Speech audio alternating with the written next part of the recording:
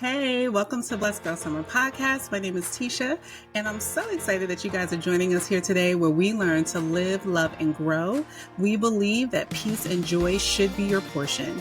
And so you're probably wondering, Blessed Girl Summer, well, we actually in the winter, or it's the spring. What she's talking about? Listen, we actually believe here that no matter what season of life you may find yourself in, you can absolutely make it a Blessed Girl Summer. It's all about a mindset. And so here we offer practical tools and tips and encouragement and inspiration to help you integrate more joy and peace into your everyday living. And so I would love to get started on this week's episode. I am sure it is going to encourage you, inspire you, and really propel you into all that God has for you. But before we do, I'd love for you to share this episode. I'd love for you to share it with a friend or a coworker or a family member, right? And allow them to be a part of this community so that we can encourage each other as we are truly navigating the different ups and downs of life that we may experience. So be sure to subscribe, share, do all the things, repost, all the things so that folks can know that there are healthier ways of living and that joy and peace can absolutely be their portion. So without further ado, let's get started on this week's episode. Hey everybody, welcome to the Blessed Girl Summer Podcast. It's your girl Tisha, and I'm so excited, y'all. This is episode 2 of the Blessed Girl Summer Podcast, our series on soul care and self-care. So last week, episode 1 released, and I figured, hey, let me come on here and talk to you guys a little bit about why I'm actually doing this podcast. So for those of you who do not know, I used to host another podcast called Boss Ladies Connect, and I loved that podcast. I love doing that. I got an opportunity to meet some phenomenal women. And really the premises behind that podcast was to talk to other faith-based entrepreneurs about their journey, right? Because a lot of times or at least when I stepped into entrepreneurship, I thought it was going to be this bed of roses, child. I thought I had the plan. I had the blueprint. I thought I had the blueprint. I had the passion. I had the drive. I had the skills. I had the service. I thought it was just going to be amazing. And it was not. It was not amazing the way I needed to be amazing. It was amazing in the respect that I feel like it was impactful and it was serving good purpose and things like that, but it wasn't amazing to my pockets. And so I quickly began to feel like I was missing something. Like there was a secret society and I was not a part of the society because these people were being successful and prosperous and I'm over here on the struggle bus. And so as I begin to really dive into that, what I began to learn is that it wasn't as cut and dry as I had thought it was, or that maybe social media made it out to seem. There are a lot of ebbs and flows, and there were challenges that all entrepreneurs faced. And so then I began to really want to understand the story and the journey. Like, not only what challenges did you face, but how did you navigate through those spaces? How were you able to endure? Because that entrepreneur space is completely about endurance, right? Along with strategy and a whole bunch of other things. But that endurance piece is key because there's so many ebbs and flows. And so that was a great time in my life. I love doing that. But then as I begin to grow and evolve, I begin to be shifted into a different direction, which really isn't that much different. It's just like has a slightly different focus. And so I went back to my first love of therapy. And that's a whole nother podcast for another time on how my high school years, how I just knew I was going to be a therapist and went in all other kinds of directions. But I found myself getting my second master's. My first one is in organizational leadership, and now I'm in a graduate program for marriage and family therapy with a goal of becoming an LMFT, which is a licensed marriage and family therapist. And so as I'm going back into school and just really wanting to focus and hone in on my education and learning the skills and things, the clinical stuff that I need to know in order to serve my community well, I begin to feel like, I should help other people with this podcast by creating a space where not only are we talking about navigating life. Not only are we talking about the ebbs and flows of life, right? The challenges that we're going to face, because life is going to give us challenges. There's no other way to get around that. Um, but how do we navigate them as a whole? How do we navigate them, but still maintain a level of peace and a level of joy? Because I absolutely believe that it's possible, and that's our portion. That's what we've been called to. And so as I begin to go on this journey for myself as well, and preparing myself to help other folks go on this journey, I said, look, we're going to have this podcast where we're going to cultivate the space, because I believe it's a combination of having the tools and being able to integrate those tools into your everyday living. When we think about peace, typically we think calmness or relaxation, or worry free, just like in a place of serenity, you know what I mean? And then when we think about joy, typically we're like, um, fulfilling, fun, happy, it's well with my soul, like I'm just, I'm loving life, I'm loving myself, I'm loving all these things. And the thing is, we may have a similar meaning of what it should feel like, right? But we all have different perspectives on how to get there, on what it is for us, what it looks like. And so it's important that we're able to understand some tools or some things that we can implement to cultivate and curate that life that we're looking for. And so that's what we do in this podcast. I have conversations with women about the ability to live this blessed life, right? To live this life where you are able to, no matter what season you find yourself in, you're still able to navigate it with a sense of peace and a sense of joy. And so, and there are many different ways that that can be done. There's many different ways that that can show up for other people. And so we have to make sure that we're doing whatever it is that is going to work for us to be able to integrate that within our lives. And so that's what we're going to do here. We're going to have conversations about women who are doing that, men and women, because I'm not just going to exclude the men. I'm not going to exclude them. About how we're able to do that in particular seasons, right? Because we know there are many different phases of life, many different things that we may go through, parenting, relationships, separations, loss, grief, career advancement. Like there's just so many different phases of life. Even as we get older, I'm starting to get into like the menopause space, and like that's a whole another podcast. But what do those things look like, and how are we able to adjust based upon the tools that we have in our tool belt to make sure that whatever season or whatever challenge or whatever ebb and flow we may find ourselves in, we're able to curate and cultivate that peace and that joy, that is something that's able to be sustaining throughout that time. And so super excited to be able to do that. But before I started diving in a little bit more about me, I did want to talk about like Blessed Girl Summer. Like, where did that name come from? When I think about, and I want you to think to yourself, when you hear like I'm blessed, like what does that mean to you? What does that mean to you? But for me, when I hear like I'm blessed, I mean, I feel like I'm looking good. I'm feeling good. I'm in like a good environment. Like I'm in a good space. My money is right. Like just like, I look good on the outside, look good on the inside. My relationships are good, right? I'm healthy. I'm well. I'm not sick. All these things just remind me of blessed. And so, I was talking to someone, we were just kind of like shooting the breeze. I was just like kind of just strategizing on some things. And I said, because I want to have a blessed girl summer. Like I want it to be, I want it to be, I want to be blessed, right?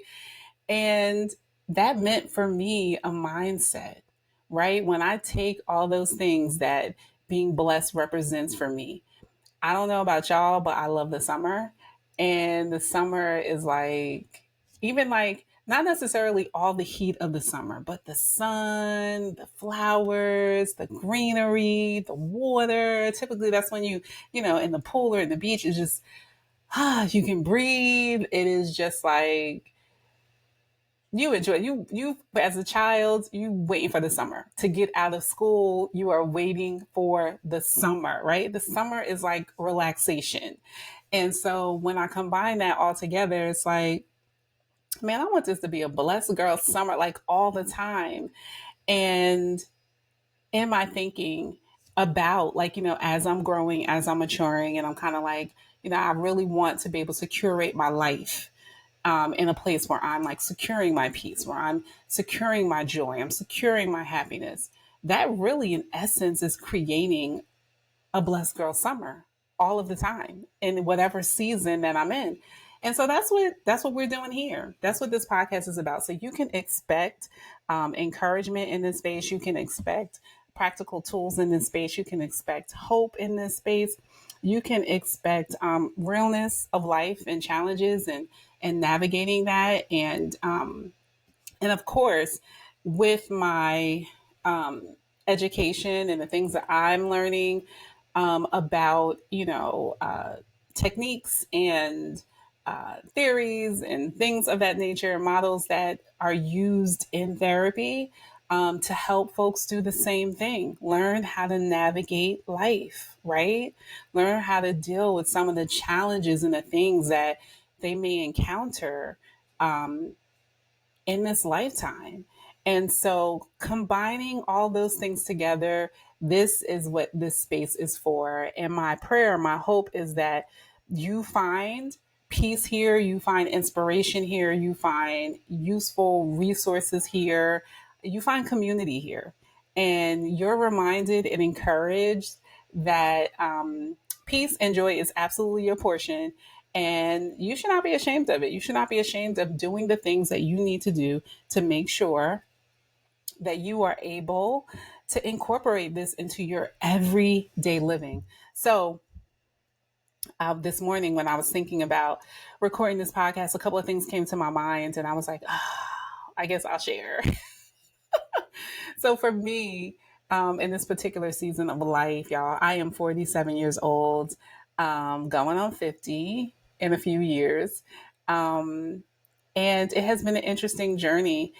Things have changed, physically. Things have changed just in general, like even just as I've grown and experienced more. And then there's the physical space of it.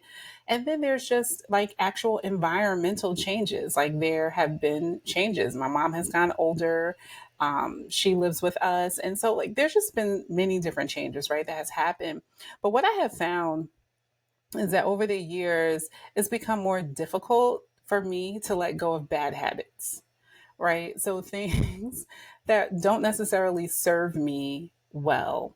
One of the things is my metabolism typically has been high, but now that I'm in this premenopause state, my metabolism is no longer moving as fast as I would like it to move. And I am currently at the highest weight. I weigh the most that I've weighed in my entire life right now. And some of the habits that I had, like I could eat fast food, I could do certain things. And I would be able to, do a couple of exercises on occasion or like when I felt like it, and I would be able to maintain a certain weight, or I'd be able to drop 5 or 6 pounds. Child, that is not happening, right? And so it's requiring me to change some habits that weren't necessarily great to begin with. But now I need to adjust. And when I tell y'all, it is super difficult to make these adjustments. It is crazy. And I feel like I'll do a little bit. And a little bit is not enough because I think my, metabolism is different. My hormones are different. So it's like I have to do more. So now having that concept of not just changing the thing that I used to do, but even doing something in addition to it, it's like a hard adjustment in my brain, to make it actually happen. And so I find too, like as I get older, I have more elements, I have more aches, right? Like my knees and stuff. I have more things that the stuff I used to be able to do. I used to jump rope and be able to like drop weight, jump rope. And I took like this like semi boxing type thing. Child, my knees is like, girl, where you jumping? After I'm jumping, I'm trying to get up the stairs, right? And so like the things that I used to be able to do that benefited me, I'm not able to do anymore. And another thing I found is that incorporating soul care and self care into my daily living is an absolute necessity. Y'all, I need to be able to have moments of reflection in the morning, meditation, and prayer. I need to be able to get away, have my drink, do my drive, do my prayer. Like, I need all of those things to take place so that I can be centered, I can be even killed. Because I can tell in my day when that doesn't happen. I need to get me a good Pilates in. I need to get me maybe a good walk in. I have to do those things. Whereas back in the day, I could do like the hustle and bustle and not really do any self care for myself. But it now it's like that is not working. That is not working. I cannot just carry on and continue and do things. And so there's been an adjustment in my mind that has had to happen, or in my mindset, of that doing less is actually doing more. Because what I was feeling with maybe those moments of silence or that moment of self-care was, writing this list out, doing this budget, running around trying to run this errand, trying to squeeze every single thing into every minute of every day. And for some reason, I felt like that was a prize. Like I have won the prize. I am doing the things because I did like 500 things today and you only did 100. And so you are not as special or as productive or as successful because you only got 100 things done. Well, how about you got 100 things done, but you actually got some rest and your body's not falling apart and you're not experiencing all these different things because you've taken some time to listen to your body. And so I think that's another thing for me now. I've really been at a space where I have learned to listen to my body more. I think there's a book called, I know there's a book called The Body Keeps Score. And when I tell you the body absolutely keeps score, it does. The body holds on to the stress. The body holds on to worry. The body holds on to all of these things. And all of these things are manifesting and your body is showing you, but typically you're not paying attention. And that was absolutely me. I was not paying attention. And I would find myself at 24, I had back surgery. I had to actually have back surgery at 24 for a partially herniated disc that just escalated because I just kept ignoring it and ignoring it and ignoring it. And ended up with like the whole right side of my leg was completely numb. I was walking around with a cane, dragging my leg for like 5 months. And so then I needed to have surgery because this wasn't rectifying itself. But then subsequently after that, on occasion, my back would go out. And every time my back would go out, it was not that there were not warning signs beforehand. My body was always telling me beforehand, but I was like, oh, let me pop the Aleve. Oh, let me pop the muscle relaxer. Oh, I got to keep going. I got to keep doing this. I got to do this. I got to do that. I got to work. Got to do this. And life goes on, which I've learned over the years. Like if you are not able to do the things, guess what? It's okay. They will survive. They will move on or they will find someone else to do the thing. But there's only one you. And so I would find myself laid out. And I don't know if you've ever had your back go out. That's when you realize how important that body part is to you because like you can't laugh. You can't, You can't laugh, you can't cough, you can't do any of those things. You can't really move. I couldn't walk. At one point, I was not even, at one point, I was dragging, like crawling. I couldn't even really, I was trying to crawl to the bathroom. I could not get up and stand up straight. Um, and so I would find myself laid in this bed with pillows underneath my legs, elevating my legs, staring at the ceiling. And every time I would stare at the ceiling, I would be like, okay, so I'm at the staring at the ceiling. Laura, are you talking to me? Did you want to get my attention? This is where you needed me to be in complete stillness, where I cannot do anything else but talk to you. I can't do anything else but seek your face. I can't do anything else but call on you. And you trying to get me to slow down, something you've been trying to get me to do this whole time, um, but I haven't been listening. And so after some time period, I began to realize that my body is telling me things that I am ignoring. And I've had other stories I can go on about, but that I recognize that. And now I'm in so much more of a better space of being aware of like when tension is rising, when I'm feeling concerned, when my body is responding to what I'm experiencing emotionally, to what is happening in my situation, and not just ignoring it.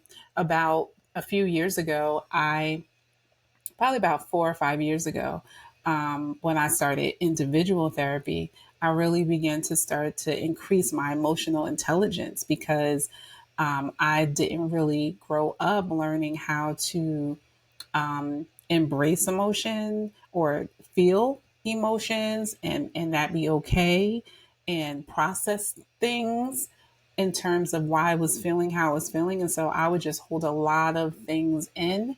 And in my holding these things in, I would also my body will hold on to them, which I believe just triggered a lot of my back issues, a lot of the other things that I had. It triggered a lot of that because I was not really aware when I was stressed out until maybe I had broken out. Right. And it's not because I was allergic to anything. It was because I was stressed out. And so, I've increased that level of awareness. I've also increased my level of sensitivity to my body. So and, and, and I've also learned to make adjustments with how I show up, with what I do, with what I don't do as a result of what I know is going on in me.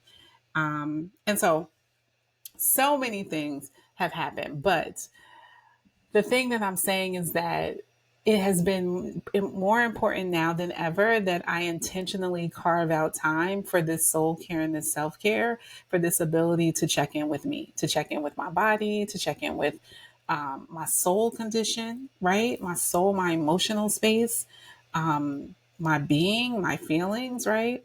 And of course, to make sure that I'm keeping like my vessel, my temple in a space of um of wellness, of goodness. I recently started doing Pilates, y'all. It is giving me all kinds of life. I feel like when I get finished with this thing, I'm gonna be like a flexible queen. Never been like a super flexible person.